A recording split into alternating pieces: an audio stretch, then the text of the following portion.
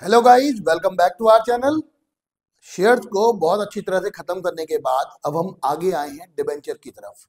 आज हम बहुत अच्छी तरीके से डिबेंचर का थ्योरेटिकल एस्पेक्ट कवर करेंगे ताकि हमारे न्यूमेरिकल्स का पूरा बेस तैयार हो सके। विदाउट वेस्टिंग टाइम चलिए जल्दी से स्टार्ट करते हैं और सीखते हैं टॉपिक डिबेंचर्स। डिबेंचर्स के लिए अगर हम सबसे पहले जानेंगे तो ये जानेंगे कि ये टर्म जो डिबेंचर है आया कहाँ से है। तो ध्यान रखिएगा, डिबेंचर एक लैटिन टर्म है जो आया है डेबरे से।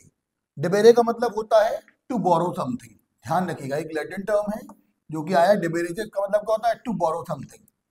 तो बात ये आती, कंपनी को कर्जा लेने की आगे जरूरत पड़ी क्यों, डिबेंचर क्यों जारी करना पड़ा मार्केट में। तो बहुत ध्यान से समझिएगा, जब कभी कोई कंपनी अपनी कैपिटल रिक्वायरमेंट को इश्यू ऑफ शेयर से पूरा नहीं कर पाती तो उसे मार्केट से बोरो करना पड़ता है। और जब वो अमाउंट बोरो करती है तो उसके बदले रिटर्न एक्नॉलेजमेंट ऑफ डेट जारी होता है जो कंपनी की इनडेप्टनेस को शो करता है। इसी को कहते हैं हम डिबेंचर। ठीक है, आप संख्या से स्क्रीनशॉट ले लीजिए, यही बात लिखी हुई है। चलिए अब हम जानते हैं डिबेंचर का मीनिंग क्या है। तो देखिए, डिबेंचर एक रिटर्न एक्नॉलेजमेंट ऑफ डेट होता है, ये तो हमने पहले भी पढ़ा। रिटर्न में होगा, एक्नॉलेजमेंट ऑफ डेट होगा, बताएगा कर्जदारी है कंपनी के ऊपर, कंपनी इंडेप्टनेस में है। लेकिन डिबेंचर में टर्म्स एंड कंडीशन भी लिखी होती हैं कि कितना ब्याज लिया जाएगा, कैसे कैसे पेमेंट होगा, टर्म्स एंड कंडीशन सारी क्या है। स्क्रीनशॉट ले लीजिए इसका भी। ये ध्यान रखिएगा कि शेयर जो डिबेंचर्स की डेफिनेशन दी गई है वो कंपनीज एक्ट 2013 के सेक्शन 2 सबसेक्शन 30 में दी गई है। ठीक है, अब मेन बात ये आती है फीचर्स या कैरेक्टरिस्टिक ऑफ डिबेंचर क्या है। पहली बात, ये रिटन एक्नॉलेजमेंट होता है, मतलब ये लिखित में सबूत होगा। It can not be oral. आप ओरल सबूत नहीं ले सकते कि भाई मैंने कह दिया कि हाँ भाई मैंने कर्जा लिया हुआ है। ऐसा नहीं है था, आप रिटर्न में आपको साइन करके देने पड़ेंगे सब डॉक्यूमेंट बकायदा, लीगल स्टैम्प पेपर वगैरह पर। दूसरी बात, issued under the common seal of the company. Company की कॉमन सील यानी कंपनी की स्टैंप लगी होती है जो कंपनी की लायबिलिटी को क्रिएट करती है। तीसरी बात, इसमें कॉन्टेक्ट होता है repaying principal as well as interest amount, मतलब कि आप प्रिंसिपल अमाउंट कैसे चुकाएंगे और ब्याज किस तरीके से दिया जाएगा, ये सारी बातें भी इसमें लिखी होती हैं। और ध्यान रखना, रिडेम्पशन जो पीरियड होता है डिवेंचर का वो 10 ईयर्स है, लेकिन रिस्ट्रिक्ट किया गया, मतलब अब परपेचुअल डिवेंचर जारी नहीं हो सकते, इरेडिमेबल डिवेंचर जारी नहीं हो सकते। टाइम पीरियड रिस्ट्रिक्ट कर दिया गया है कि डिवेंचर मैक्सिमम 10 साल के लिए जारी होंगे। लेकिन अगर कोई इंफ्रास्ट्रक्चर कंपनी है तो वो ये 10 से 30 साल तक के डिवेंचर जारी कर सकती है, मतलब उनका रिडेम्पशन पीरियड 30 साल तक एक्सटेंड किया जा सकता है। ये एक्सेप्शन होता है इसका। ध्यान रखिएगा, यहाँ पर ऑब्जेक्टिव क्वेश्चन बोर्ड में बन सकता है, बहुत ध्यान से देखिएगा। अगली बात, carrying specific rate of interest that is coupon rate, मतलब डिवेंचर के आगे ना ऐसे लिखा होगा कूपन रेट वगैरह, ऐसे लिखा होगा 5% डिवेंचर। तो ये कूपन रेट है जिस पर उस पर 5% की रेट से ब्याज दिया जाएगा डिवेंचर पर, पहले से पता होता है। ठीक है, अगर ये रेट नहीं लिखी होती है तो वो डिवेंचर नहीं कहलाता, वो बॉन्ड कहलाता है। इस बात को भी ध्यान रखिएगा। दूसरी बात, generally secured debenture are issued. ध्यान रखना, सिक्योर्ड डिवेंचर ही जारी हो सकते हैं, अब अनसिक्योर्ड डिवेंचर जारी नहीं होते। हम टाइप्स ऑफ डिवेंचर में भी पढ़ेंगे इतना डिटेल में। ठीक है, यानी कोई ना कोई सिक्योरिटी गिरवी रखोगे तभी कर्जा मिलेगा, अदरवाइज नहीं। और अगली बात, डिवेंचर को बैलेंस शीट की लायबिलिटी साइड में हम लोग लॉन्ग टर्म बोरिंग में दिखाते हैं। जब कंपनी की बैलेंस शीट बनाएंगे तो उसे लॉन्ग टर्म बोरिंग में दिखाया जाएगा, लायबिलिटी साइड में। ठीक है, चलिए इसका भी स्क्रीनशॉट ले लीजिए अच्छे से। अब अगली बात, डिवेंचर और बॉन्ड में क्या अंतर है। तो देखो, दो बातें आती हैं, ओल्ड कंसेप्ट और न्यू कंसेप्ट। पहले क्या होता था कि अगर कोई पब्लिक लिमिटेड कंपनी है या कोई प्राइवेट लिमिटेड कंपनी है, वो कोई कर्जा ले रहे हैं तो वो जारी करेंगे डिवेंचर। लेकिन गवर्नमेंट कंपनी अगर कोई कर्जा ले रही है तो वो बॉन्ड जारी करेगी। लेकिन अभी अंतर एलिमिनेट कर दिया गया है। अब अंतर केवल एक यही है कि डिवेंचर के आगे रेट लिखी हो, कूपन रेट लिखी हो तो वो डिवेंचर है, नहीं लिखी हो तो वो बॉन्ड है। देखिए क्या लिखा हुआ है, bonds were issued only by government company for loans. Loan के लिए गवर्नमेंट कंपनी बॉन्ड जारी करती थी। अदर कंपनी को अगर पैसा लेना है, पब्लिक लिमिटेड या प्राइवेट लिमिटेड कंपनी को, तो डिवेंचर जारी करेंगी। लेकिन ये अंतर अब एलिमिनेट हो गया है। अब डिफरेंस जो है वो केवल स्पेसिफिक इंटरेस्ट रेट को लेकर है, कूपन रेट को लेकर है। कूपन रेट होगा तो वो डिवेंचर है और वो मार्केट रिस्क पर डिपेंड कर रहे हैं। कूपन रेट नहीं होगा तो वो बॉन्ड होगा। चलिए इसका भी स्क्रीनशॉट ले लीजिए। अब अगली बात, डीप डिस्काउंट बॉन्ड या जीरो कूपन बॉन्ड क्या होता है। मान लीजिए कि एक कंपनी है एम लिमिटेड, ये कर्जा ले रही है पब्लिक से और कह रही है कि भाई आप हमें केवल 70 रुपए दे दीजिए। पर डिवेंचर 70 रुपीज का कर्जा दे दीजिए, और इन रिटर्न हम आपको जब पेमेंट करेंगे तब ₹100 देंगे।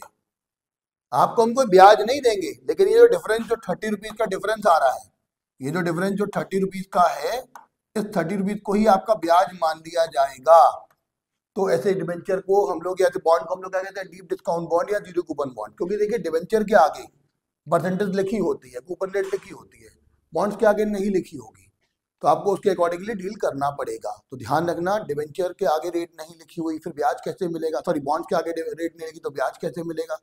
ब्याज के लिए आपको इस बात का ध्यान रखना है, वो डीप डिस्काउंट बॉन्ड जारी करते हैं, मतलब जारी होंगे डिस्काउंट पर, रिपेबल एट पार होगा, जो भी डिफरेंस होगा उसी को उनका ब्याज माना जाएगा। स्क्रीनशॉट ले लीजिए इसका भी। अब अगली बात आती है टाइप्स ऑफ डिवेंचर्स की। डिवेंचर्स कितने टाइप के होते हैं, तो देखिए पहला होता है प्रायोरिटी बेसिस पर, यानी पेमेंट जब किया जाएगा तो पहले किसको किया जाएगा, प्रायोरिटी ऑफ पेमेंट, इस बेसिस पर हम कैसे बांटते हैं। पहला होता है फर्स्ट मॉर्गेज डिवेंचर, ऐसा डिवेंचर जिस पर फर्स्ट क्लेम रहेगा। बाय द वे मान के चलिए क्या होता है कि एक लैंड एंड बिल्डिंग है जो कि ₹1 करोड़ की है, इसको गिरवी रख के हमने पहला लोन जो लिया है, बाय द वे मान लीजिए SBI से लिया है 20 लाख रुपए का, ठीक है। अब आपको पता हो, हमने इकोनॉमिक्स में पढ़ा था कि भाई यहाँ पर जो हम कर्जा ले सकते हैं वो मिनिमम आपको 64% और मैक्सिमम 80% तक मिल सकता है। 88 to 80 का कंसेप्ट होता है। तो यहाँ पर एक बात समझिएगा कि यहाँ पर वो जो प्रॉपर्टी है 1 करोड़ की थी, तो उसको बैंक क्या मानेगा, मैक्सिमम आपको लोन जो देगा वो 80 लाख का दे सकता है, लेकिन हमने 20 लाख का ही कर्जा लिया है SBI से। मान लीजिए थोड़ी और अच्छी फेवरेबल कंडीशन पर हमें कर्जा ऑफर हुआ PNB से, ठीक है, उससे हमने 10 लाख का कर्जा ले लिया, लेकिन PNB से क्लियर एक बात कही कि साहब देखो ऑलरेडी हम SBI से कर्जा ले चुके हैं, प्रॉपर्टी की वैल्यू उतनी है कि दूसरा कर्जा मिल सकता है, SBI की कंडीशन इतनी अच्छी नहीं लग रही हमको, आपकी ज्यादा कंडीशन अच्छी लग रही है, तो आपसे कर्जा ले रहे हैं। तो ऐसे केस में ध्यान रखना, जब कंपनी वाइंड अप होगी या रीपेमेंट की बात आएगी, तो पहला पेमेंट SBI को मिलेगा तो फर्स्ट मॉर्गेज डिवेंचर कहलाएगा उसके अगेंस्ट, दूसरा पेमेंट मिलेगा PNB को तो वो सेकंड मॉर्गेज डिवेंचर कहलाएगा। मतलब पेमेंट पर पहला अधिकार जो होगा वो फर्स्ट मॉर्गेज डिवेंचर का होगा, और दूसरा किसका होगा, सेकंड मॉर्गेज डिवेंचर का। स्क्रीनशॉट ले लीजिए इसका। अगली बात आती है नेगोशिएबिलिटी बेसिस या ट्रांसफरेबिलिटी बेसिस पर। ट्रांसफरेबिलिटी बेसिस पर डिवेंचर जो होते हैं दो तरह के होते हैं, ऐसे डिवेंचर जो अनरजिस्टर्ड हो, यानी बियरर हो, जो किसी को भी इजीली आप ट्रांसफर कर सकते हो, वो कहलाता है बियरर या अनरजिस्टर्ड डिवेंचर। ध्यान रखिएगा, आप क्या कर सकते हैं, debentures which are payable to the bearer, मतलब जिसके बाद डिवेंचर होगा वही उसका मालिक होगा। These are transferable by mere delivery and not required transfer deed। इसके लिए कोई ट्रांसफर डीड नहीं बनानी पड़ती, सीधे सीधे ट्रांसफर हो जाता है, मतलब लीगल फॉर्मेलिटी ज्यादा नहीं करनी पड़ती। रजिस्टर्ड डिवेंचर, ऐसा डिवेंचर जो जिसको दिया गया है वही होल्ड करेगा, वो ट्रांसफरेबिलिटी पर रेस्ट्रिक्शन लग जाएगा उसकी, आप ट्रांसफर नहीं कर सकते, वो होता है रजिस्टर्ड डिवेंचर, ठीक है। अगली बात जो आती है रिडेम्पशन बेसिस पर, ये रिडेम्पशन का मतलब होता है पैसा वापस करना। तो जब पैसा वापस करना हो तो उस बेसिस पर आप इसे कैसे बांटोगे, तो देखिए पहला होता है रिडीमेबल डिवेंचर, जिन डिवेंचर का लाइफ टाइम सर्टेन होता है कि 8 साल 10 साल 15 साल 20 साल जैसा भी है उसके हिसाब से पेमेंट कर दिया जाएगा, तो वो रिडीमेबल डिवेंचर। और ऐसा डिवेंचर जिसका टाइम पीरियड सर्टेन नहीं होता, जो कंपनी के वाइंड अप पर ही जारी होंगे, जिन पर अब रोक लग गई है, वो क्या होते हैं, इरिडीमेबल या परपेचुअल डिवेंचर। अब इनको जारी नहीं कर सकते, रेस्ट्रिक्शन लग गया है कि इंफ्रास्ट्रक्चर कंपनी के केस में मैक्सिमम 30 साल और नॉन इंफ्रास्ट्रक्चर कंपनी है तो मैक्सिमम 10 साल तक के डिवेंचर लोन हो सकते हैं, अदरवाइज नहीं। स्क्रीनशॉट ले लीजिए इसका भी। अगली बात सिक्योरिटी बेसिस पर, यानी आपने कौन सी सिक्योरिटी गिरवी रखी है, प्लेज बेसिस पर। तो यहाँ पर एक सीधी सिंपल सी बात ध्यान रखिएगा, ऐसा डिवेंचर जिसके अगेंस्ट कोई ना कोई सिक्योरिटी गिरवी रखी होती है उसे बोलते हैं unsecured debenture, sorry secured debenture, ठीक है। और जिसके अगेंस्ट कोई सिक्योरिटी गिरवी नहीं रखी उसे बोलते हैं अनसिक्योर्ड डिवेंचर। फिर से बता दूं, ऐसा डिवेंचर जिसके अगेंस्ट कोई सिक्योरिटी गिरवी नहीं रखी है उसे बोलेंगे अनसिक्योर्ड या नेकेड डिवेंचर, और दूसरा जिसके अगेंस्ट कोई सिक्योरिटी गिरवी रखी है उसे बोलते हैं सिक्योर्ड या प्लेज्ड डिवेंचर। ध्यान रखना, स्पेसिफिक आपने एसेट गिरवी रखी हुई है। स्क्रीनशॉट ले लीजिए इसका भी। आगे कन्वर्टिबिलिटी बेसिस पर, तो ध्यान रखिए कन्वर्टिबिलिटी बेसिस पर क्या होता है कि अगर वो डिवेंचर पूरी तरह से कन्वर्टेबल है तो फुली कन्वर्टेबल डिवेंचर, लेकिन हमने कह दिया है कि भाई आप इसे कन्वर्ट नहीं करा सकते हैं किसी हालत में, तो नॉन कन्वर्टेबल डिवेंचर। लेकिन अगर ऐसा है कि आप अपने जो टोटल डिवेंचर है उसका 30% कन्वर्ट करा सकते हैं, 70% कन्वर्ट नहीं करा सकते, या 60% कन्वर्ट करा सकते हैं, 40% कन्वर्ट नहीं करा सकते। तो ये दोनों का कॉम्बिनेशन हुआ, इसको बोलते हैं हम लोग पार्टली कन्वर्टेबल डिवेंचर। अब पेरी पैसू क्लॉज क्या है भाई? सीधी बात ये है कि ऐसे डिवेंचर जो सेम रैंक के हैं उनके अधिकार भी सेम रहेंगे। ध्यान रखिएगा, उनके जो प्रॉपर्टी पर अधिकार रहेंगे वो तो चार्ज रहेगा बिल्कुल सेम रहेगा। ऐसा नहीं कि साहब भाई साहब आप एक दिन पहले आए थे, आप एक दिन बाद आए थे, तो उस हिसाब से सेटल किया जाएगा।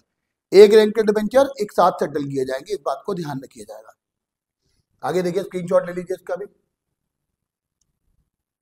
अगली बात, इश्यू ऑफ डिवेंचर। तो इश्यू ऑफ डिवेंचर कैसे कैसे हो सकता है, पॉइंट वाइज स्टडी है, बहुत ध्यान से समझिएगा। ध्यान रखिएगा, डिवेंचर को कंसिडरेशन की बात जब करें तो debenture can be issued for cash and for consideration other than cash also. लिखा देखो, डिवेंचर में be issued for cash and for consideration other than cash. Issue price क्या होता है भाई? सीधी बात है, वो प्राइस जिस पर कोई कंपनी अपने डिवेंचर मार्केट में ऑफर करेगी, चाहे वो एट पार हो, चाहे वो प्रीमियम हो, चाहे एट डिस्काउंट हो। शेयर डिस्काउंट पे जारी नहीं हो सकते थे, लेकिन डिवेंचर डिस्काउंट पे जारी हो सकते हैं।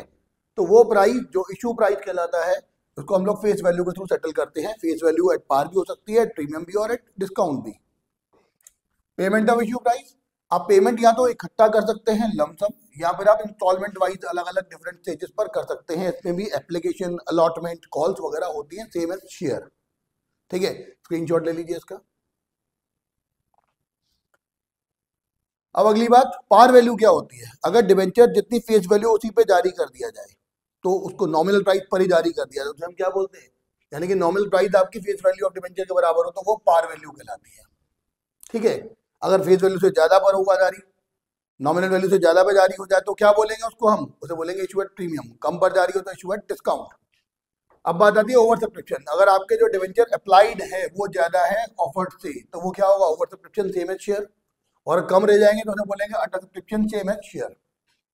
ध्यान रखिएगा, डिवेंचर की एप्लीकेशन, अलॉटमेंट, कॉल्स वगैरह का नेचर क्या होता है? Personal account. और डिवेंचर अकाउंट का भी नेचर क्या होता है? Personal account. स्क्रीनशॉट ले लीजिए जल्दी से। अब अगली बात, सिक्योरिटी प्रीमियम की बात आती है कि भाई एट पार तो हो गया, प्रीमियम पर जारी कर रहे हो तो क्या होगा? देखो, मीनिंग क्या है? Issue of debenture more than face value, face value से ज्यादा पर जारी करना। डिमांड क्या होता है? सीधी सी बात, ये तो प्रीमियम का अमाउंट है, आप इसे लमसम भी मांग सकते हो, एक साथ भी मांग सकते हो, और इंस्टॉलमेंट में भी मांग सकते हो। और ये प्रीमियम का अमाउंट एप्लीकेशन पर, अलॉटमेंट पर या कॉल पर कैसे भी मांगा जा सकता है। ध्यान रखिएगा, रेपुटेटेड कंपनी ही ऐसा कर सकती है कि वो प्रीमियम पे डिवेंचर जारी करे, या जिनकी ऑपरेटिंग एफिशिएंसी बहुत तगड़ी हो वो कर सकती है।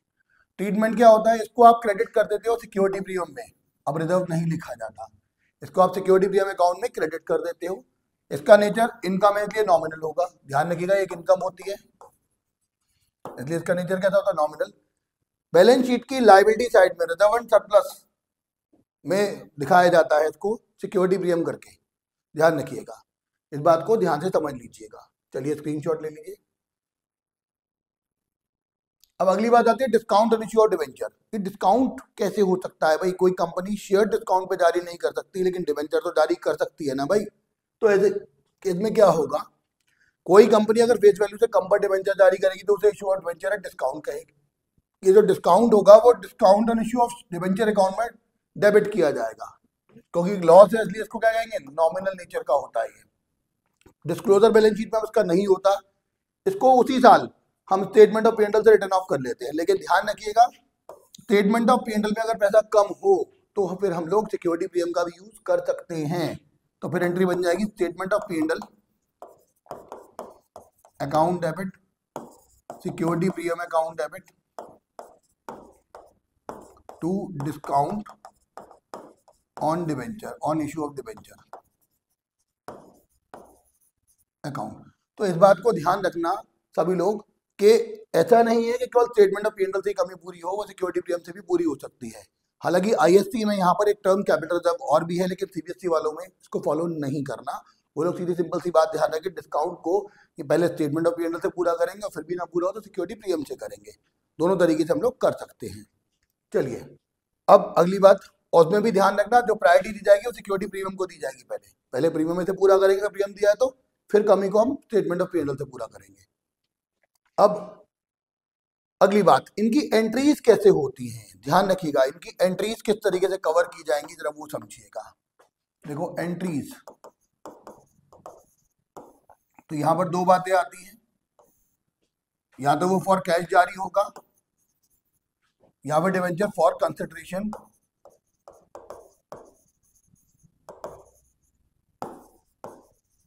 अदर देन कैश जारी होगा। अगर फॉर कैश है तो दो बातें आएंगी यहां पर भी, या तो वो आप जो पैसा लोगे वो लमसम लोगे यानी एक साथ लोगे, यहाँ पर इंस्टॉलमेंट में लोगे। इंस्टॉलमेंट कैसे हो सकती है, जैसे आपको पहले ही बताया गया था, एप्लीकेशन, अलॉटमेंट, कॉल वगैरह। और for consideration other than cash में यहाँ पर क्या क्या हो सकता है, तो ध्यान रखिएगा, यहाँ पर होता है टू वेंडर, वही सेम जैसे शेयर्स में था, या फिर to banker as collateral security, ठीक है ना, बल्कि सिक्योरिटी ही गई तो ज्यादा बेटर है। तो ये सब अलग अलग टर्म है, पहले हम क्या पढ़ेंगे, लमसम, फिर इंस्टॉलमेंट वाइज, फिर बाकी वेंडर, फिर आगे पढ़ेंगे कोलैटरल सिक्योरिटी। तो देखिए जरा, फॉर कैश कैसे जारी होगा जरा ध्यान से समझिएगा।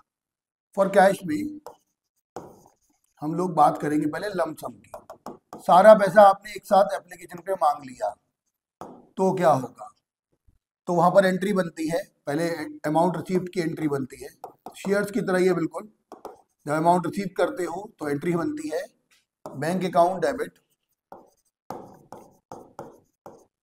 टू परसेंटेज जो भी कूपन रेट लिखी हो वो debenture application and allotment account. इसमें भी एक बात ध्यान रखना, डिवेंचर का भी अलॉटमेंट होता है सेम शेयर्स की तरह, ठीक है, तो इस बात को ध्यान रखिएगा, डिवेंचर एप्लीकेशन अलॉटमेंट एक साथ आएगा जब भी लमसम इशू होगा। अब अमाउंट को एडजस्ट करोगे आप, अमाउंट एडजस्टेड या अमाउंट ड्यू की बात करो जब, तो क्या एंट्री हो जाएगी, जो भी percentage debenture application and allotment account है उसको डेबिट करेंगे टू परसेंटेज डिवेंचर। ध्यान रखिएगा, ये तो एंट्री है कायदे से एट पार की। अगर प्रीमियम होगा, अगर बाय द वे ये एट प्रीमियम होता तो प्रीमियम को हम लोग सिक्योरिटी प्रीमियम के नाम से दिखाते, जैसे शेयर्स में दिखाते थे, और उसे हम क्रेडिट कर देते यहाँ पर, और अगर यहाँ पर क्रेडिट कर देते इस जगह पर, ठीक है। और अगर बाय द वे डिस्काउंट पर होता तो हम डिस्काउंट ऑन इश्यू और डिवेंचर करके, discount on issue of debenture करके इसको हम लोग डेबिट कर देते थे एंट्री में, और फिर जब डेबिट होता है तो उसको पीएनएल से चार्ज भी किया जाता है, स्टेटमेंट ऑफ पीएनएल से कुछ ना कहा जाए तो statement of PNL to discount करके चार्ज भी किया जाएगा, ध्यान रखिएगा, ठीक है। तो अगर बाय द वे हम इनकी एंट्रीज की बात करें, चलिए तो किस तरीके से होगा, अगर ये एट पार है, ये तो देखिए एट पार है, प्रीमियम पर होगा तो ये वाली जो एंट्री है ये क्या हो जाएगी, यहाँ पर हम ऐसे एंट्री कर देंगे, percentage debenture application allotment to debenture, percentage debenture to security premium, देखिए प्रीमियम क्रेडिट कर दिया, और अगर डिस्काउंट होता तो percentage debenture application allotment discount on issue to premium और debenture, sorry to percentage debenture. अब यहाँ पे एक बात ध्यान रखना, ये डिस्काउंट एक लॉस है, इसको चार्ज करने के लिए स्टेटमेंट ऑफ पीएनएल यूज करेंगे संकेतन, statement of PNL account debit to discount on issue, immediately इसको रिटर्न ऑफ कर लिया जाएगा at the end of the year, ठीक है। तो एट पार का केस तो समझ में आ गया, एट प्रीमियम का केस समझ में आ गया, ये क्या था एट प्रीमियम, और ये क्या है एट डिस्काउंट, ये तो इनकी एंट्रीज बनेगी। अब ये तो लमसम था, अगर इंस्टॉलमेंट वाइज चलेगा तो सेम वैसा ही केस है जैसा सेम शेयर में था, तो आप क्या करेंगे वहां पर, देखिए वहां पर सबसे पहले वही रहेगा, पहले एप्लीकेशन मनी की बात आएगी, देखिए इंस्टॉलमेंट वाइज में क्या होगा, सबसे पहले एप्लीकेशन मनी होगी, तो एप्लीकेशन मनी आप पहले क्या करते हैं, रिसीव करेंगे, फिर वो एडजस्ट होगी, तो रिसीव करने की एंट्री क्या होती थी, आपको ध्यान हो तो बताया गया था, bank account debit to percentage debenture application account, ठीक है, एडजस्ट करने की percentage debenture, application account debit to percentage debenture. ठीक, अब एट प्रीमियम की बात अगर मैं करूँ तो, सॉरी अलॉटमेंट की बात करूँ तो, अलॉटमेंट पहले ड्यू होता है तो एंट्री होती है अलॉटमेंट अकाउंट डेबिट, यानी पहले एडजस्ट होगा, ड्यू बोलते हैं इसको हम लोग, तो एंट्री होगी percentage debenture allotment account debit to percentage debenture. ध्यान रखना ये तब है जब ये एट पार पर होगा, अगर ये प्रीमियम पर होता तो क्या होता, percentage debenture allotment to percentage debenture to securities premium. अगर ये डिस्काउंट पर होता तो percentage debenture allotment discount on issue to percentage debenture, ये रहता है पूरा। फिर अलॉटमेंट रिसीव कर लेंगे हम लोग, तो इसके रिसीव करने की एंट्री होती है bank account debit to percentage debenture allotment. फिर हम कॉल की बात करें, वही first call, second call, final call वगैरह हो सकती है, तो यहाँ पर भी देखो पहले एंट्री क्या होगी ड्यू की, तो एंट्री होती है percentage debenture call to percentage debenture account, और रिसीव करने की bank account debit to percentage debenture call account.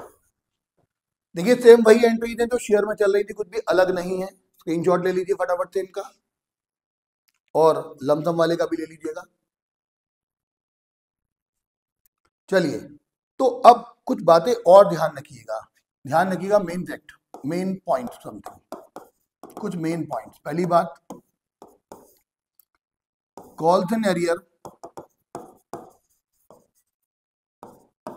Account is not open in case of debenture. Debenture के केस में आपको calls in arrear account open नहीं करना होता, आप अमाउंट डायरेक्टली रिड्यूस कर देते हैं। बेसिक रीजन ये है कि लॉन्ग टर्म बोरिंग जो डिबेंचर का हेडिंग है कंपनी की बैलेंस शीट में, उसमें कहीं भी एरियर का एक्सप्लेनेशन नहीं दिया गया है। तो आप क्या करें, ज़्यादा बेटर रहेगा इस अमाउंट को डायरेक्टली रिड्यूस कर दें। हालांकि आईएससी की बुक में इसको अलग से शो किया गया है, लेकिन बैलेंस शीट वहाँ नहीं बनाई गई है। कभी बैलेंस शीट पूछ ली जाए तो फिर कहाँ शो करोगे भाई, ठीक है ना। तो इसलिए ध्यान रखिएगा, कॉल्स इन एरियर अकाउंट को यहाँ पर हम लोग ओपन ही नहीं करेंगे, डायरेक्टली रिड्यूस कर देंगे। The amount not so received shall be reduced directly। आप डायरेक्टली उस अमाउंट को रिड्यूस कर देंगे। दूसरी बात ध्यान रखना, debentures can never been forfeited. आप डिबेंचर को कभी फॉरफिट नहीं कर सकते, ध्यान रखिएगा। डिबेंचर पर फॉरफिचर का प्रोसेस नहीं चलता। रीजन है भाई, आपने प्रॉपर्टी गिरवी रखी है, उसने बदले में आपको थोड़ा अमाउंट दिया है, आप बाकी अमाउंट मांग रहे हो, वो नहीं दे रहा। आपने कहा ठीक है भाई, मैं आपका एप्लीकेशन का जो पैसा मिल चुका है मैं आपको वापस नहीं लौटाऊंगा। भाई प्रॉपर्टी गिरवी रखी हुई है हमने उस पर, वो प्रॉपर्टी बेच के पैसा कमा लेगा, तो उसके डिबेंचर को फॉरफिट करने का नुकसान ही होगा, हमको फायदा नहीं होगा। तो ऐसे केस में कंपनी डिबेंचर फॉरफिट नहीं कर सकती, इस बात को ध्यान रखिएगा। तो यहाँ पर बेसिक कंडीशन क्या रही फिर, कि इशू एट पार होगा, प्रीमियम होगा, डिस्काउंट होगा, कॉल्स इन एरियर होगा, कॉल्स इन एडवांस होगा, ओवर सब्सक्रिप्शन होगा। ना तो इसमें अब आगे फॉरफीचर होगा, ना ही कोई री इशू होगा। तो बहुत सिंपल सी कंडीशन है इनको कवर करने के लिए। तो आज हम इतना ही कवर कर रहे हैं इस क्लास में। अगली क्लास में वेंडर वाला केस लेंगे और बहुत ढंग से कवर करेंगे, लेकिन वेंडर से पहले मुझे इनके कुछ न्यूमेरिकल्स भी आपको करवाने होंगे। तब तक आप इन एंट्रीज को बहुत अच्छे से पढ़ लीजिएगा, लिख लीजिएगा, समझ लीजिएगा। अगली क्लास में मिलते हैं बहुत ही जल्दी, ताकि आप इन चीज़ों को ढंग से फोकस करके आगे भी बढ़ें और अच्छे तरीके से चीज़ों को कवर करें। चलिए आज के लिए इतना ही रखते हैं, बाय बाय, टेक केयर।